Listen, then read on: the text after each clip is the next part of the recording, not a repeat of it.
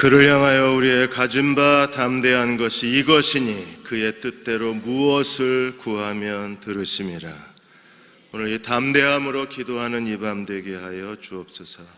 하나님 뜻대로 간구하는 밤이 되게 하여 주셔서 무엇을 구하시든지 하나님 들으시고 응답하시는 5월의 기도회가 되게 하시고 오늘 밤 기도가 되게 하시고 저희들 가정이 되게 하여 주옵소서. 예수님의 이름으로 간절히 기도드리옵나이다. 아멘. 옆에 계신 분 인사하겠습니다. 주님이 존귀케 하시는 가정이 되시기 바랍니다. 인사하시겠습니다.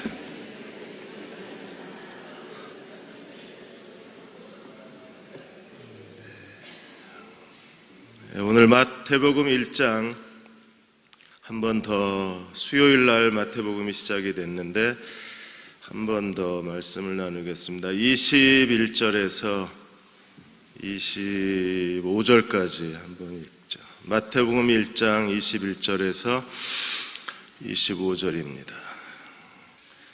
같이 한 목소리 읽겠습니다.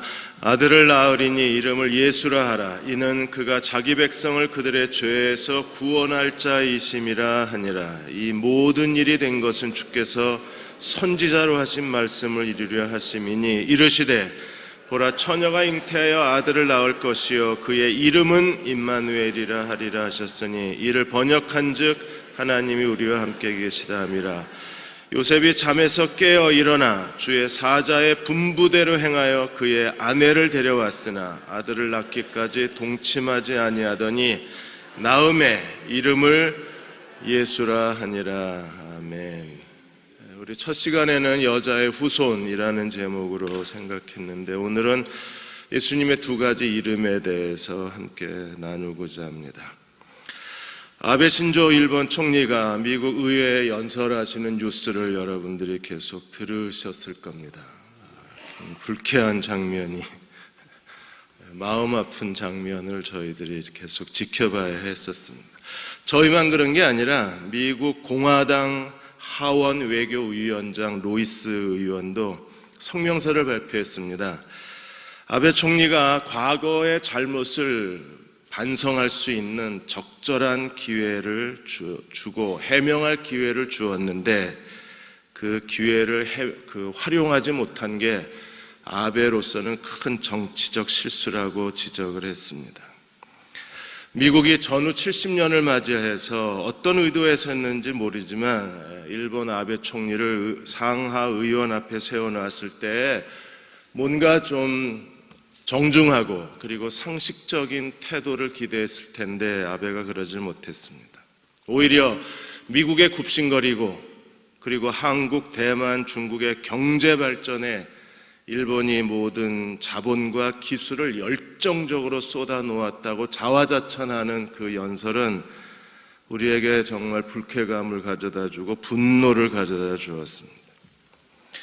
죄에 대한 도덕심이 없습니다. 그리고 국제 질서에 대한 존중심도 없고 그리고 무엇보다도 다른 가까운 아시아 국가들에 대한 상식 없는 행동이 사람들의 분노를 가져오게 되었습니다. 그리스도인들도 이 땅에 살아가는 동안에 우리가 세상 사람들과의 관계 속에서 좀 더 정중하고 좀 더 무게 있고 예의 바르고 교양이 있고 상식이 있는 사람으로 살았으면 하는 바람이 있습니다. 눈살을 찌푸리게 하는 사람은 아베뿐 아니라 그리스도인이라고 말하는 사람들조차도 눈살을 찌푸리게 하는 그런 삶의 태도, 인격적 성향, 삐뚤어진 도덕심 그리고 교양 없는 모습을 그대로 드러내고 노출하면 결국 세상 사람들에게 계속 비난을 받을 수밖에 없는 거예요. 예수님의 계보를 이었던 4명의 족보의 여인들, 그녀들은 부도덕하게 보였지만 그러나 가장 고상한 여인들이었습니다. 그리고 5번째 여자 마리아도 비록 부도덕한 삶의 모습처럼 뒷모습이 이렇게 비쳤지만 그러나 그 마리아가 보여준 순종과 경건함과 하나님에 대한 절대적 경외심은 우리 모두가 다 부러워할 만한 그리고 본받을 만한 믿음을 보여주었어요. 5번째 예수의 족보의 여자 마리아, 그리고 요셉. 그리고 마리아와 요셉에게 예수께서 어떤 이름을 가져야 될지 오늘 두 가지를 설명해 주셨어요. 하나는 예수라 하라, 또 하나는 임마누엘이라 하라. 이 두 가지 이름이 우리에게 무엇을 의미하는가를 함께 나누고자 합니다. 첫째로 예수란 이름은 메시아, 그들은 어떤 이름이에요? 자기 백성을 그들의 죄에서 구원하실 자. 우리가 부르는 예수님이라는 그 단어는, 그 예수님이라는 단어 자체가 우리에게 요구하는 것, 예수님이라는 그 이름 자체가 우리를 위해서 그리스도가 하신 일이 무엇인가를 그대로 설명해 주고 있는 거예요. 십자가에 죽으시고 부활하심으로 말미암아 그리스도가, 예수 그리스도가 하고자 하신 일이 무엇이었습니까? 우리를 죄로부터 건져내시고 죄에서 해방하시고 죄에서 구원하시길 원하셨어요. 그러므로 예수님을 예수라고 부르는 사람들은, 예수님이라고 고백하고 부르는 사람들은 죄로부터 해방된 삶을 살아야 돼요. 그래야 우리가 예수께 그 이름에 합당한 삶을, 합당한 믿음을 보여주는 사람이고 예수의 이름에 합당하게 사는 사람들이라고 말할 수가 있는 겁니다. 우리 안에 이 거룩에 대한 영적 전쟁이 있어요. 우리는 날마다 이 죄와 더불어 싸우고 이 죄로부터 벗어나야 하고 이 죄로부터 자유롭게 되어서 하나님을 경건함과 거룩한 행실로 섬기는 성숙한 그리스도의 종들이 되어야 합니다. 하나님의 아름다움이 우리를 통해서 보여줘야 하고 하나님의 거룩함이 우리를 통해서 증거되어져야, 그래야 우리 안에 있는 예수님이라는 이름이 비로소 살아나는 거예요. 그렇지 않으면 우리는 예수님이라는 이름을 부끄럽게 만드는 사람들입니다. 시편 1편 1절에 복 있는 사람은 악인의 꾀를 따르지 아니하고 죄인의 길에 서지 아니하며 오만한 자의 자리에 앉지 않는다 그랬어요. 세 가지가 아니다 그랬습니다.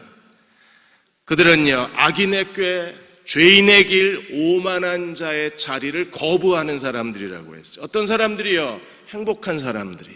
어떤 사람들이요? 예수님을 예수님이라고 부르는 사람들이. 시편 19편 13절에 이렇게 하나님 앞에 기도했습니다. 주의 종으로 하여금 고의로 죄인 줄 알면서 죄를 짓지 않게 하여 주옵소서. 죄인 줄 알면서 죄를 짓게 되면 어떻게 됩니까? 그 죄가 나를 주장하지 못하게 하소서. 그리하면 내가 정직하여 큰 죄가에서 벗어나겠나이다. 죄인 줄 알면서 죄를 짓지 말게 해주십시오. 만일에 죄인 줄 알면서 죄를 짓게 되면 어떤 일이 벌어져요? 죄가 나를 지배한다 그랬어요. 죄가 우리 죽을 몸에서 왕노릇하는 거예요. 그렇게 되면 어떻게 됩니까? 더 큰 죄로 빠져나가는 겁니다. 죄의 유혹에 문을 열어주지 말라고 말씀을 하셨습니다. 왜냐하면 갈라디아 5장 9절에 보시면 죄는 누룩과 같아요. 온 밀가루 덩어리를 다 부풀게 하는 것처럼 죄는 적은 그 양이 우리 안에 들어오면 아주 빈틈을 파고들고 아주 미세한 구멍으로 죄가 우리 속에 들어오면 순식간에 우리 인생 전체에 부풀리고 우리 인격이 마치 누룩이 부풀듯이 부풀어져서 죄가 우리를 지배하고 죄의 정복을 당할 수밖에 없는 거예요. 죄는 아주 작은 틈만 있어도 비집고 들어옵니다. 그리고 교묘하고 끈질기게 우리 속에 들어와서 우리의 인생을 망가뜨리는 게 죄의 성향이에요. 아간의 탐욕을 보십시오. 그 한 사람의 탐욕이 이스라엘 전체를 부풀게 해버렸습니다. 하나님이 이스라엘을 떠나게 만들었고 결국 이스라엘은 작은 아이성 앞에서 크게 패배할 수밖에 없었습니다. 다윗이 단 한 번 방심했었습니다. 왕들의 전쟁에 다윗이 출정하지 않았습니다.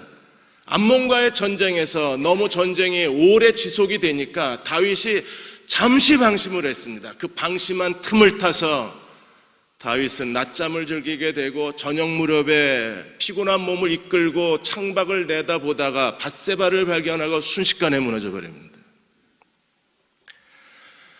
베드로는 진정으로 주님을 따르기 원했지만 그러나 결국 닭울음 소리가 나오기 전에 그는 3번씩 예수님을 모른다고 부인할 수밖에 없었어요. 가룟 유다도 예수를 팔 생각을 마귀가 집어넣고 결국 예수께서 허락하시자마자 마귀가 그 속에 들어가 버리고 말았습니다. 아나니아 삽비라, 정말 하나님께 다 드리고 싶었습니다. 그러나 그들의 탐욕이, 순간적 탐욕이 아나니아 삽비라를 붙잡았어요. 그리고 절반만 드리고 다 드린 척 위선을 행하게 했습니다. 하나님께서는요, 그 단 한 번의 죄로 아나니아 삽비라를 그대로 하나님께서 저주하시고 심판하실 수밖에 없었어요.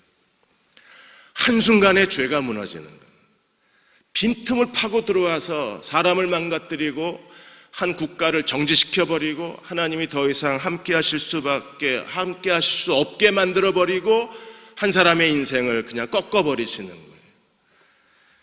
우리가 이 죄로부터 벗어나지 않으면 결국 언젠가 이 죄가 우리를 지배하게 되면, 죄가 우리를 마치 포로를 마차에 매달고 끌고 다니듯이 죄가 우리를 길거리로 끌고 다니기 시작하면 우리는 더 큰 실패의 자리로 나아갈 수밖에 없습니다.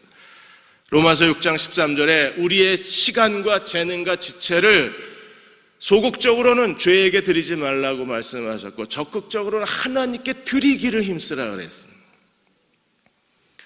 죄에서 벗어나는 유일한 길이 하나님께 더 열정적으로 하나님께 자신을 드리는 거라고 했습니다. 여디디아 주일날 4부 설교 때 그 백영중 회장의 책 얘기를 잠깐 해준 적이 있습니다. 그 책 제목이 나는 정직과 성실로 미국을 정복했다라는 책 제목입니다. 부제로 No money, no English.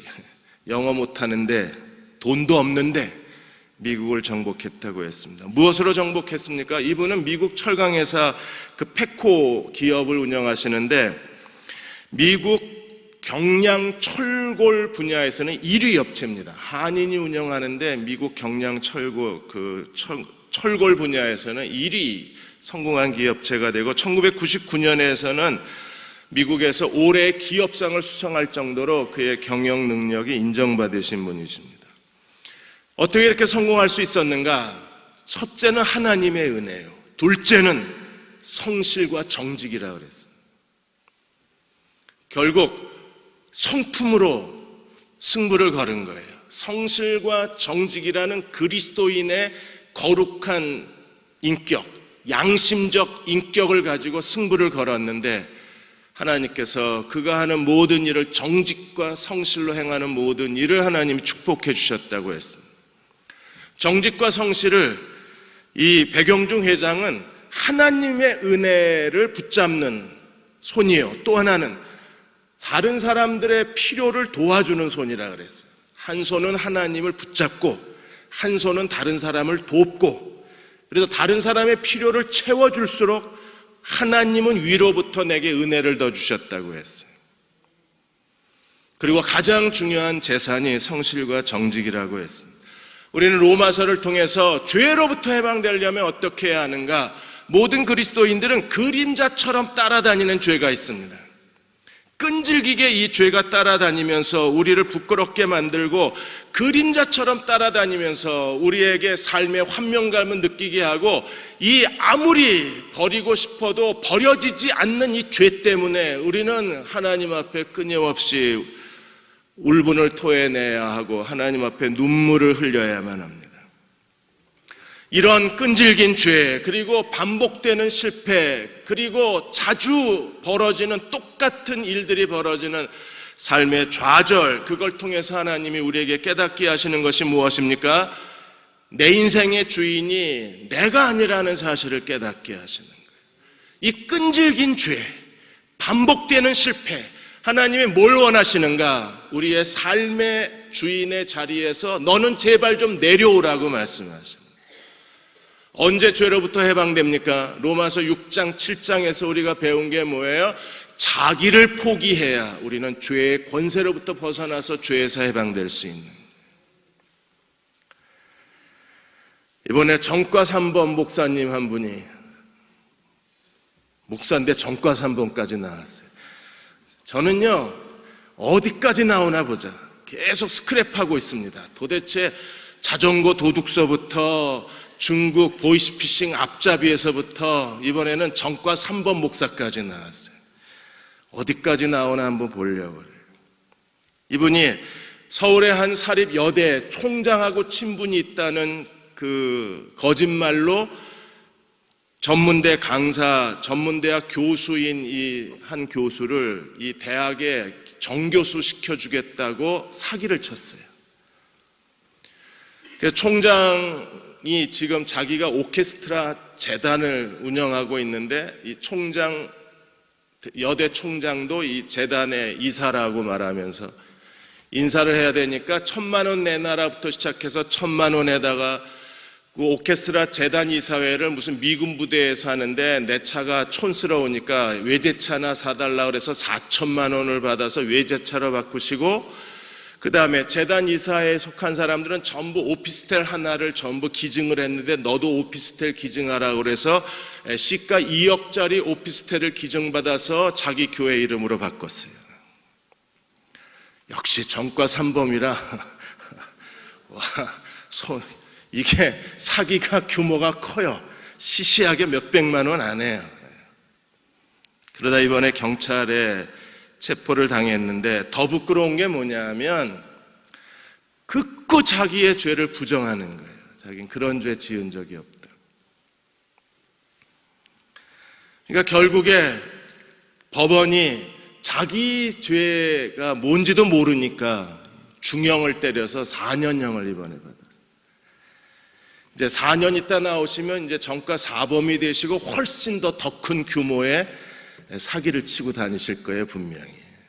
언젠가 이분 뉴스가 뜨면 아, 조경호 예언이 맞았구나 하고 생각을 하십시오. 왜 못 벗어납니까? 전과 3범이요. 이번에 4범 기념으로 4년.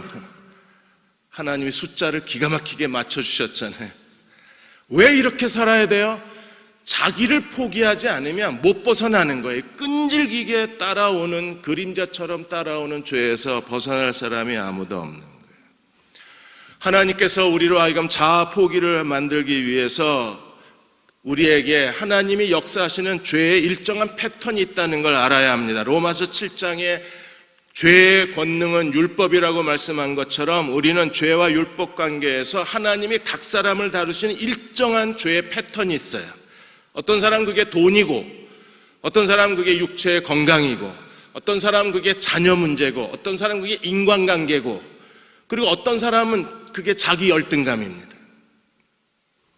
자기 열등감으로 하나님의 죄의 패턴으로 시련을 당한 사람이 바로 사울 임금입니다. 여러분, 사울은요 그렇게 큰 죄를 지은 사람이 아닙니다. 다윗은 여자 때문에 결국 삶이 몰락하고 여자를 정말 사랑했어요. 왜? 영웅이 다 여자를 사랑한다 그러잖아요. 그러니까 다윗은 정말 여자를 사랑했던 사람이었습니다. 그런데 사울은요 여자가 없어요. 여자를 쳐다보지도 않은 사람이 사울입니다. 어깨나 더 컸는데, 그야말로 상남자였는데, 모든 여자들이 다 호감을 가질 큰 키를 가졌는데, 그리고 뛰어난 외모를 가졌는데 사울은 여자에 관심이 없었어요. 사울의 죄의 패턴은 여자가 아닙니다. 사울의 죄의 패턴은 뭐예요? 열등감입니다. 사람들에게 인정받으려는 굶주림. 그 사람들에게 인정받으려고 하는 굶주림이 어디서 나왔어요? 아버지에게 인정받지 못한 데서 나와요. 우리는 아버지가 암나기를 잃어버렸다고 찾으러 오라고 그랬는데 웬만한 사람 같으면 찾아보고 없으면 돌아갈 수 있는데 사울은 돌아가지를 못합니다. 왜요? 아버지가 무서운 거예요. 그러니까 아버지에게 인정받지 못했던 사울의 그 잠재적 본능이 결국에 사람들에게 인정을 구하다가 하나님께 버림받았는데도 사람들에게 인정받겠다고 사무엘에게 매달리질 않나. 다윗에 대한 열등감 때문에 다윗을 죽이려고 창을 던지고 칼을 휘두르고 그는 다윗을 계속 추격하다가 결국 부끄러운 죽음을 당하고 맙니다. 사울에게는 열등감이 사울의 인생에 작동되는 죄의 패턴이었어요. 다윗은요, 가는 데마다 사람들에게 인정을 받았고, 가는 데마다 여인들이 노래를 지어 부른 사람은 성경에 단 한 사람밖에 없어요. 다윗밖에 없습니다. 그 정도로 다윗은 가는 데마다 여자가 따라다녔잖아요. 결국 그러다가 여자로 인하여 하나님이 그의 인생의 무대에 세우시고 여자 때문에 무대에서 굴러 떨어지는 게 다윗이에요. 저는 뭘 것 같습니까? 예, 저는 육체의 건강입니다. 화상으로 굴러 떨어지고 다시 장티푸스, 영양실조, 그리고 나중엔 병원에서 병명도 못 찾아요. 그냥 병원에서 하는 얘기가 죽었으니 데려가라 그랬어요. 저는 육체적인 건강입니다. 그래서 가끔 제가 설교하다가 막 헤매면 그분이 오셨구나 생각하시면 돼요. 또 이게 잘 안 들리는구나, 또 이게 정신적으로 혼란스럽구나 이렇게 생각하시고 이해해 주시면 돼요. 제 아내는 뭘까요? 아이들입니다. 제 아내가요, 만일에 돈 많은 남자하고 결혼했으면요, 완전히 헬리콥터맘입니다. 자기가 다 해줘야 돼요. 나는 애들이 그걸 견디고 사는 게 신기해. 나 같으면 숨이 막힐 텐데 애들은 그걸 즐겨요. 아이들 문제가 터질 때마다 제 아내가 무릎을 꿇는 거예요. 박근혜 대통령은 뭘까요? 국무총리입니다. 벌써 5명. 그나마 2명밖에 안 됐어요. 이번엔 누가 될지 모르겠어요. 도대체 이 4년 통치하고 이제 3년째 들어가셨는데 국무총리 후보가 5명, 그 중에 2명밖에 국무총리를 못하고, 그나마 이완구 총리는 2달하고 그만뒀으니까 박근혜 대통령의 죄의 패턴, 하나님의 통치 패턴은 국무총리가 돌아가는. 여러분은 뭔가요? 아브라함의 생애에서의 하나님이 아브라함을 다스리는 하나님의 통치의 패턴, 아브라함의 죄의 패턴은 뭐였어요? 아브라함으로 하여금 하나님 앞에 무릎 꿇게 만든 죄의 패턴은 사라였습니다. 그러니까 미인 데리고 살면요, 남자가 스트레스 팍팍 받는 거예요. 그러니까 결국에 그냥 대충 생기면 행복한 거예요. 그러니까 결국에 사라 때문에 2번이나 마누라가 누이라고 속이게 되잖아요. 그건 죄입니다. 그런데 하나님이 아브라함의 사라로 인한 그 죄의 패턴 속에서, 아브라함의 얘기를 제가 몇 번 해드렸습니다. 하나님이 어떻게 하셨어요? 첫 번째 아브라함이 누이 사라를 여동생이라고 속였을 때는 어떤 일이 벌어졌습니까? 하나님이 많은 재물을 얻게 하셔서 결혼 지참금을. 그 다음에 2번째 다시 사라를 누이라고 속였을 때에는 아브라함이 뭘 배웠어요? 아브라함이 기도만 하면 애가 나와. 그래서 하나님께 대한 믿음을 배워요. 태가 닫혔는데 기도만 하면 태가 열려. 그걸 가지고 아브라함은요, 하나님이 사라를 쳐다보고, 하나님은 없는 걸 있는 것처럼 부르신 하나님, 죽은 자를 다시 살리신 하나님을 믿고, 그 믿음으로 인하여 하나님께서 아브라함의 죽은 몸에서 이삭이 태어나게 하시는 거예요. 아브라함의 생애에서 가장 중요한 2가지, 많은 재물을 얻게 하시고 약속의 아들 이삭이 태어나게 하시고, 하나님께서 어떻게 아브라함에게 그걸 허락하시느냐 하면 아브라함의 사라를 통해서 만들어내시는 거예요. 그러므로 우리가 매일의 삶 속에서 하나님이 우리의 삶에도 똑같아요. 같은 패턴이 움직이는 거예요. 끈질기게 따라오는 죄의 성향이 있어요. 내 인생에 계속 반복되는 똑같은 실패가 있어요. 그리고 좌절감을 느끼는 그 장면이 똑같아요. 항상 저는 거기서 좌절해요. 그리고 하나님이 우리를 다루실 때 우리도 각 사람이 각각 자기가 멈춰서는 지하철역이 다 따로 있어요. 항상 그 지하철역에서 멈춰요. 그리고 우리가 좌절하고 스스로를 부끄러워하고 그리고 하나님 앞에 엎드리게 되고 결국 무릎 꿇게 되면서 하나님께서 새로운 일들을 만들어내시는 거예요. 이완구 국무총리, 전 국무총리에 대해서도 결국에 똑같은 패턴이 작동이 됐다는 겁니다. 3월 2일 날 이완구 전 국무총리가 부패와의 전쟁을 선포했습니다. 그래서 언론이 다 이게 뭐야 이랬어요. 갑자기 부패와의 전쟁을 선포한 거예요. 여러분도 그러셨죠? 저도 뭐지? 뭔 일이 있나? 이랬습니다. 근데 5일 뒤에 박근혜 대통령이 다시 모든 정치적 비리 덩어리를 다 드러내겠다고 그랬습니다. 그래서 저희들은 뭐가 있구나 그랬어요. 저만 그거 읽었나요? 그리고 아멘. 이럴 때 어떻게 해야 되지? 이게 멈출 역이 아닌데.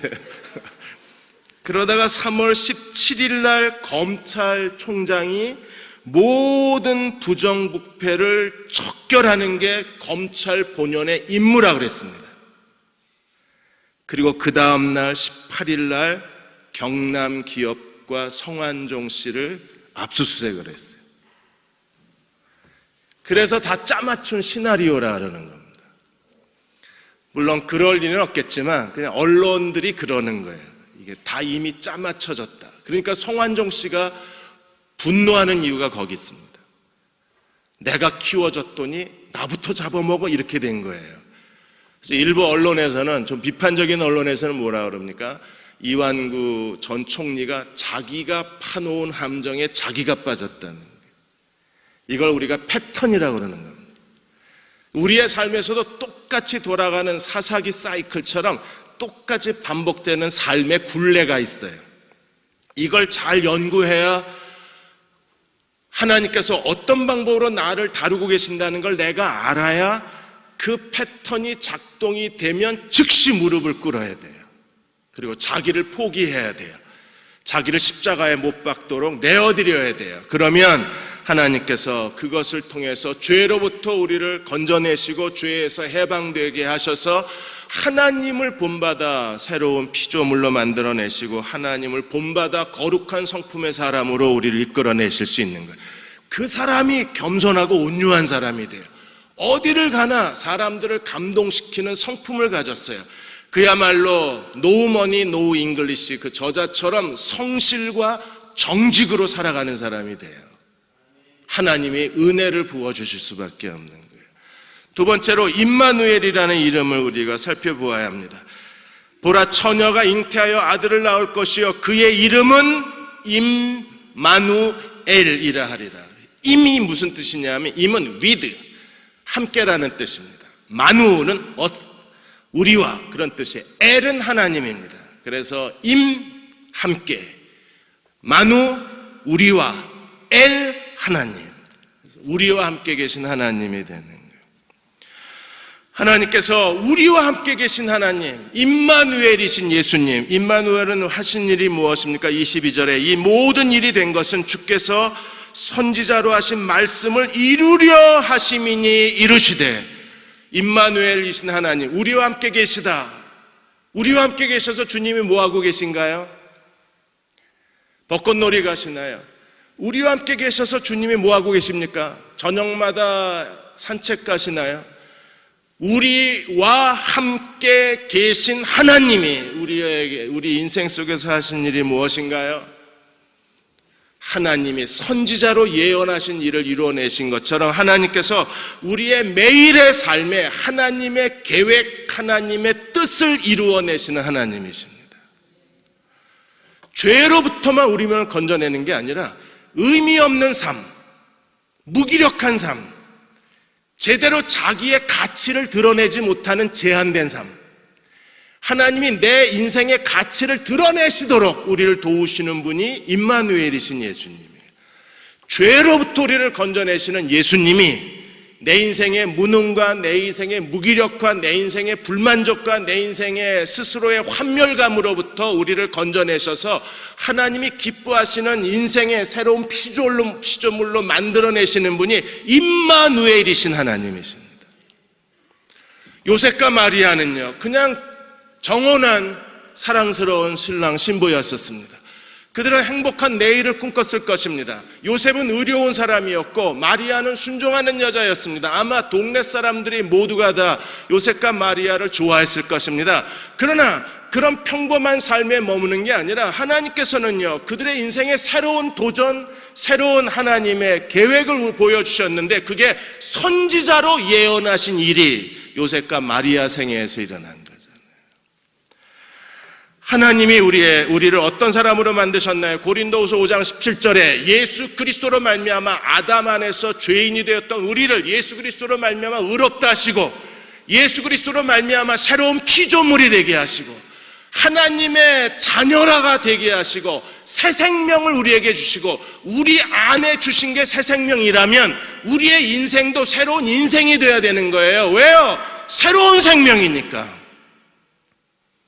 하나님이 우리에게 새로운 생명 주신 걸 믿으십니까? 새 생명을 가지고 헌 인생을 살면 안 되잖아요. 그럼 여러분의 인생은 지금 새 인생인가요?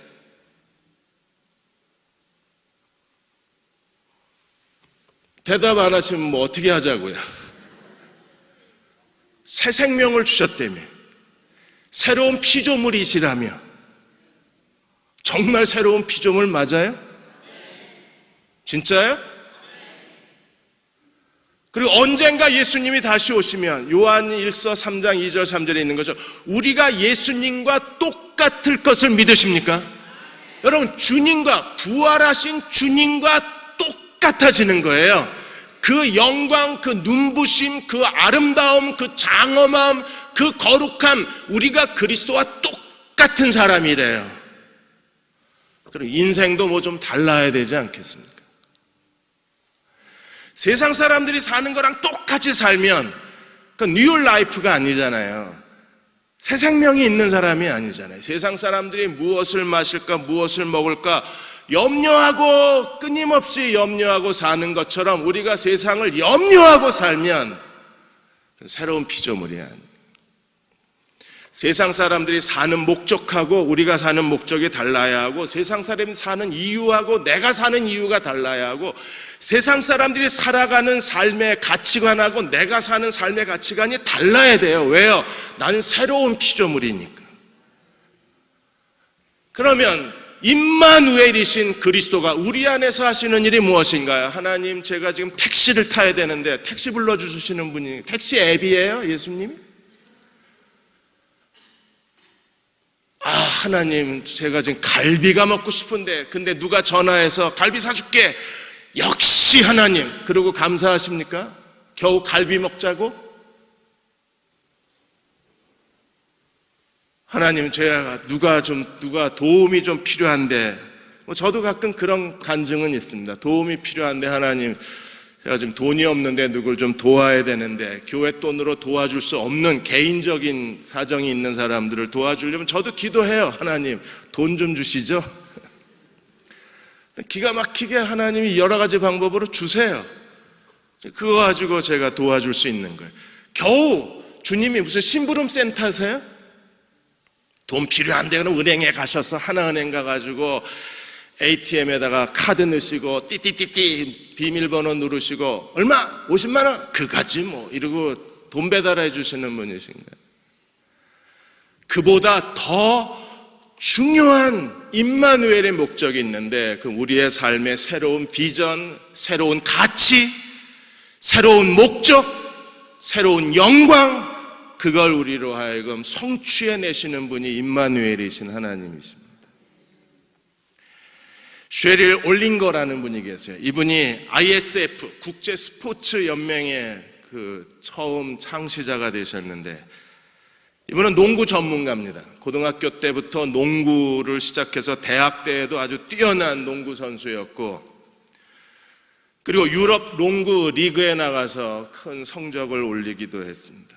그리고 크리스찬 그 체육인 스포츠 연합회 연맹에 가입을 해서 그게 FCA라는 거였는데, 거기서 가입을 해서 크리스찬 스포츠 선수들하고 열심히 하나님을 섬기는 일에 헌신을 했습니다.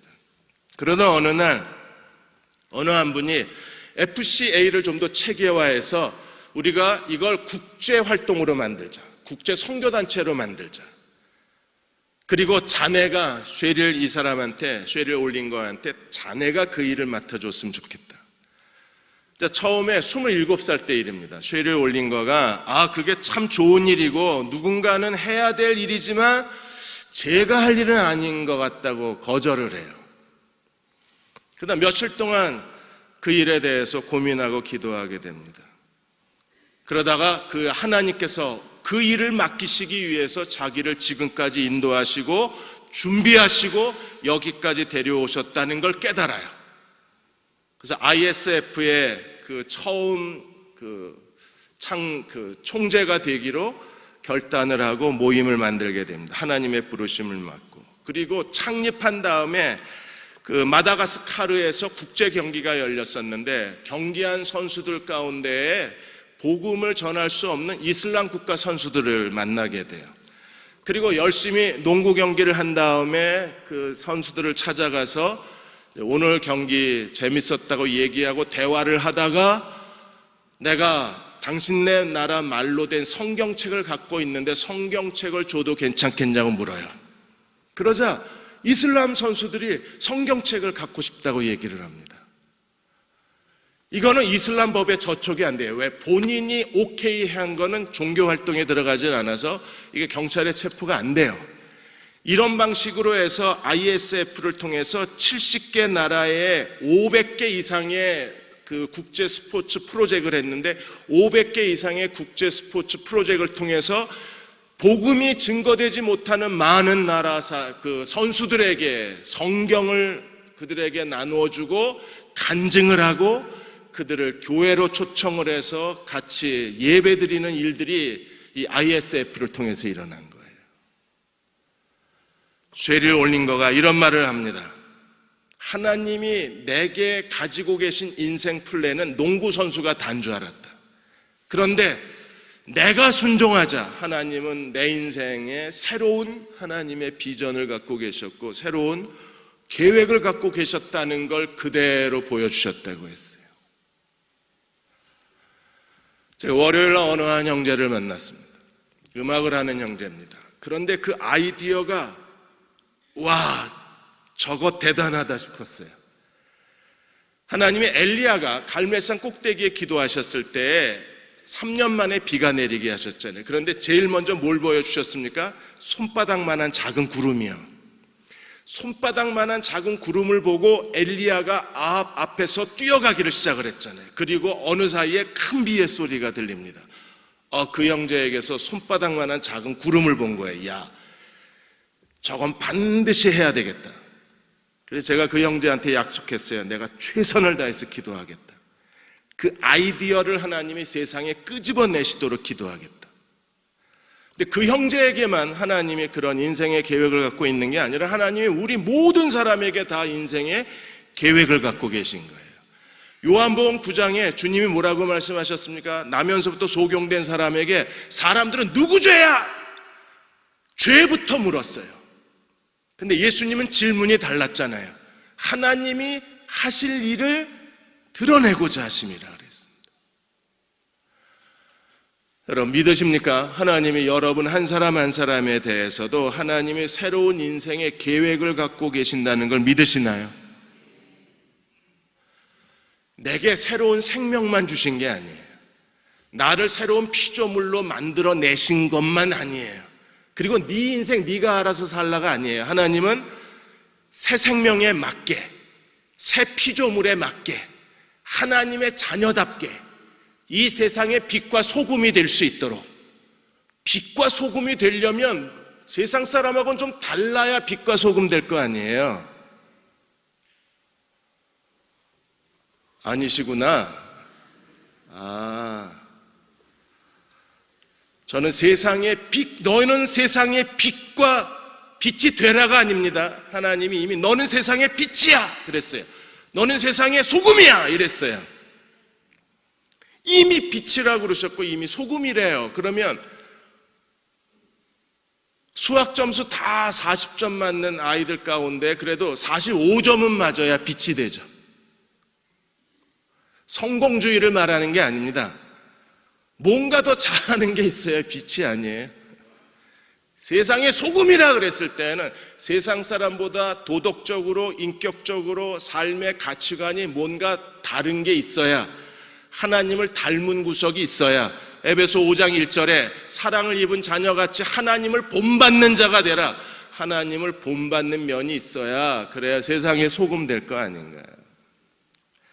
두 가지를 잘 하셔야 돼요. 첫째는요, 마리아와 요셉처럼 하나님이 말씀하시면 예 하고 따라가는 겁니다. 내 안에 마리아 데려오기를 두려워하지 마라, 예. 마리아여 두려워하지 마라, 내게 잉태잔자는, 이미 잉태시켜놓고 천사 가브리엘이 뭐라 그랬어요?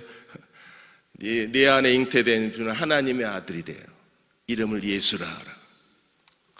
이미 하나님의 일은 시작이 된 거잖아요. 그러면 우리가 해야 될 일은요, 이해하면 돼요. 사람마다 인생의 슬럼프가 찾아와요.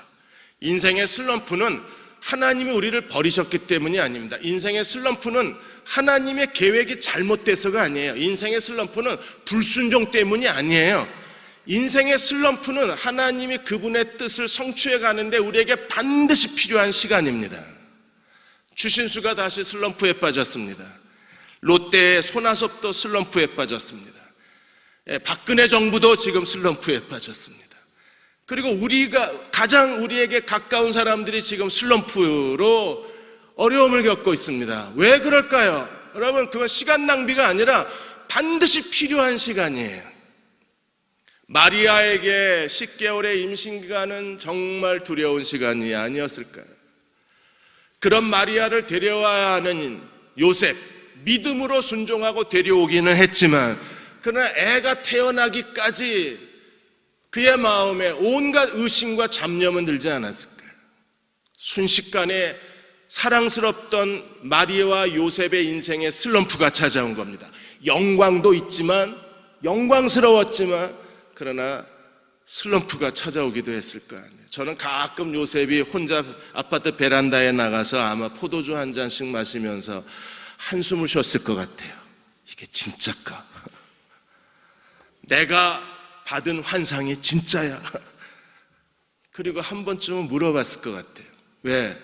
그녀를 너무나 사랑했으니까. 오늘을 순종하는 사람이 돼야 합니다. 그 다음에 두 번째로 요셉과 마리아처럼 수치스러운 도전을 주저하시면 안 돼요. 밑바닥이 있어야 영광이 있어요. 마리아 자칫 잘못하면, 여러분, 한 걸음만, 아니 반 걸음만 실수하면요 낭떠러지예요. 그냥 순식간에 동네 사람들의 비난, 가문의 수치. 어느 날 마리아 가문의 남자들이 한밤중에 마리아를 납치해다가 그냥 지리산 꼭대기에다 내다버리고 올 수도 있는 거잖아요. 한 발자국만 삐끗하면 그대로 인생이 몰락인 겁니다. 평생을 어쩌면 가늠한 여자, 더러운 여자의 그 사람들의 비난을 들으며 살아야 될 수도 있는 거잖아요. 요셉도 여자 하나 잘못 정혼을 하고 결혼했다가 평생 그 무거운 짐을 살고 인생을 다 허비할 수도 있는 게 요셉이에요. 그런데 하나님은요, 그들은요 그런 미래가 불안했을 겁니다. 그런 일이 일어날 수 있다는 가능성을 알았어요. 생각이 있는 사람인데 왜 그런 가능성을 못 받겠어요? 더군다나 사랑과 전쟁 2 이 드라마 애청자라면 더 마음에 두려웠을 거잖아요. 그런데도 그들은 순종하고 갑니다. 하나님이 요셉을, 구약의 요셉을 어디서 건져내셨어요? 감옥에서 건져내셔서 바로 앞에 세우셨어요. 그래도 좀 폼나게 무슨 그 외교고시 합격자 발표가 난 다음에 데리고 가셨으면 그래도 폼나지 않겠습니까? 아니면 충남대학교 정치외교학 그 석사 코스를 공부하는 강의실에서 데려가셨으면 그나마 좀 인생에 뭔가 연계가 되는데, 하필이면 그 냄새나고 지저분한 감옥에서 요셉을 꺼내실 건 뭐예요? 그리고 마리아 요셉, 신약의 요셉과 마리아도 하필이면 그 사람들의 그 온갖 비난과 악플이 난무하는 그 사람들의 비난 속에서 예수님이 꺼내시잖아요. 임마누엘 하나님이십니다. 베드로도 예수님을 모른다고 3번 부인하는 그 통곡소리, 가끔은 제 안에 베드로의 통곡소리가 들려요. 결국에 그렇게 인생의 수치스러운 자리를 거절하지 않았기 때문에, 그 자리로 가는 것을 베드로가 하나님 앞에 두려워하지 않았기 때문에, 그래서 어떻게 됐어요? 천국 열쇠를 가진 사람이 되어서 베드로가 한 번 문 열자 3,000명이나 되는 사람이 회개하고 돌아오고, 다시 한번 문을 열자 고넬료의 집에, 여러분 오늘 이 밤에 하나님께서 고넬료의 집에 일어났던 일이 오늘 밤 우리에게 일어나시기를 주의 이름으로 축원합니다. 어떤 일이 일어났어요? 설교 듣는데 성령이 임해버린 거예요. 저는 대흥교회에 첫 설교를 한 그날부터 오늘까지 하나님 앞에 드리는 예배가 고넬료의 집에서 일어난 일이 대흥교회에서 일어나게 하옵소서 저의 기도입니다. 예배 드리는 중에, 찬양을 부르는 중에, 예배를 드리는 중에, 설교를 듣는 중에 성령이 임하시는 고넬료의 집에서 일어났던 일이 오늘 이 시대에 우리에게 필요한 거예요. 근데 그런 영광스러운 일을 할 수 있었던 것은요, 베드로가 다른 제자들보다 더 밑바닥까지 갔기 때문에 다른 제자들이 할 수 없는 일을 베드로가 하는 거예요. 사람들이 저게 죄야 하나님의 은혜야, 이게 모호한 지점까지는 데려가시는 거잖아요. 마리아에게 일어난 일도 정말 모호하고, 베드로에게 일어난 일도 정말 모호하고, 저거 죄 아니야? 할 정도로, 저게 하나님의 인도야? 죄야? 이럴 정도로, 의심이 들 정도로, 무슨 말인지 알아들으시는 분은 은혜가 있을지어다. 아슬아슬한 그 자리까지 하나님이 낮추실 수 있는 데까지 낮춰진 다음에, 그리고 하나님이 건져내셨을 때 순식간에 하나님이 그를 통해서 하나님의 영광을 드러내신 거예요. 그럼 우리는 어떻게 임마누엘이신 그리스도와 더불어 그리스도께 우리 인생을 맡기고 이 수치스러운 도전을 움켜잡으면 그 뒤에 너무나 큰 영광을 하나님이 우리에게 데리고 가시는데, 어떻게 그런 일을 우리가 해낼 수 있어요? 기도하는 사람들이에요. 예수께서 우리에게 하라고 명령하신 일이, 너희가 내 이름으로 무엇이든지 구하면 내가 듣고 내가 시행하리라. 그래서 임마누엘, 하나님이 우리 인생을 만들어 가시는 거예요. 오늘 밤에 우리 전심을 다해서 기도하십시다. 시편 145편 18절 19절에 여호와께서 자기에게 간구하는 자, 진실하게 간구하는 모든 자에게 가까이 하시는도다. 임마누엘이 되는 거예요. 어떤 사람에게요? 진실하게 간구하는 사람에게. 그러면 가까이 하셔서 뭐 하십니까? 자기를 경외하는 자의 소원을 이루시고, 또 하시는 일이 뭐예요? 저희 부르짐을 들으사 구원해 주시는도다. 이거면 되지 않나요? 소원을 이루어 주시고 모든 환난에서 우리를 건져내어 주시고, 임마누엘이신 예수님이 오늘 밤 우리의 기도를 들으시고 우리에게 소원을 이루어 주시고 우리를 모든 환난에서 건져내어 주셔서 새로운 인생을 만들어 주시는 주님이 되시기를 주의 이름으로 축원합니다. 기도.